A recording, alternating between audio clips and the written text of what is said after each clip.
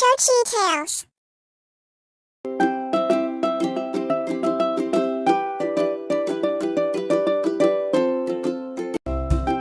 பொறாமைப்படுவது தீங்கை விளைவிக்கும். ஒரு கிராமத்தில் பண்ணையார் ஒருவர் வாழ்ந்து வந்தார். அவர் தன் வீட்டில் ஒரு நாயையும் பொதி சுமக்க ஒரு கழுதையை வளர்த்து வந்தார். கழுதையை வேலைக்காரன் ஒருவன் கவனித்து வந்தான். அவன் பண்ணையாரிடம் வேலைக்காரனாக பணியாற்றி வந்தான். பண்ணையாருக்கு அவர் வளர்க்கும் நாய் மேல் அதிக அன்பு இருந்தது. ஏனென்றால் அது 2 முறை திருடர்களை பிடித்து அவரிடம் ஒப்படைத்துள்ளது.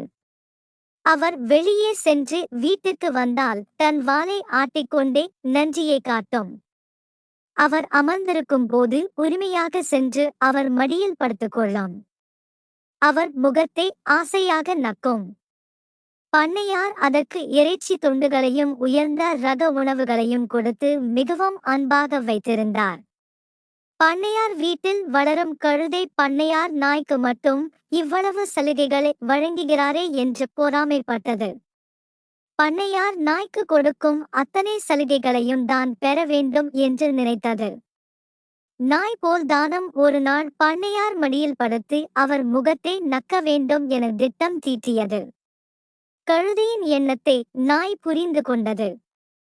அது கழுதையை பார்த்து, நண்பா, எனக்கு கிடைக்கும் சலுகைகளை கண்டு நீ பொறாமைப்படாதே. நான் செய்வதைப் போன்றே நீ செய்தால் பண்ணையார் பொறுத்து கொள்ள மாட்டார். உன்னை நன்றாக அடித்து வீட்டை விட்டு துரத்தி விடுவார் என்று அறிவுரை கூறியது. கழுதை நாய் சொல்வதை காதில் வாங்கிக் கொள்ளவே இல்லை. அது நாயை பார்த்து, நண்பா, நடப்பதை நீயே பார். பண்ணையார் என் செயலால் எப்படி மகிழ்ச்சி அடையப் போகிறார் என்பதை பார் என்று கூறியது.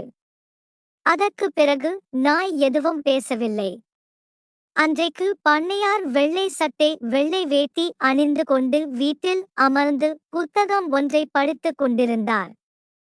உடனே கழுதை விரைவாக ஓடி சென்று அவருடைய மடியில் அமர்ந்து கொண்டது. தன்னுடைய நாக்கால் அவருடைய முகத்தை நக்கியது. பின்னர் பெரும் குரல் எடுத்து கத்தியது. பண்ணையாருக்கு கடும் கோபம் வந்தது. அருகில் இருந்த உருட்டு கட்டையை எடுத்து அந்த கழுதையை நன்கு அடித்து விட்டார். வலி தாங்க முடியாத கழுதை கத்திக்கொண்டே காட்டுக்குள் ஓடியது. நீதி, பிறருக்கு கிடைக்கும் சலுகைகளை பார்த்து நாம் பொறாமைப்படக்கூடாது.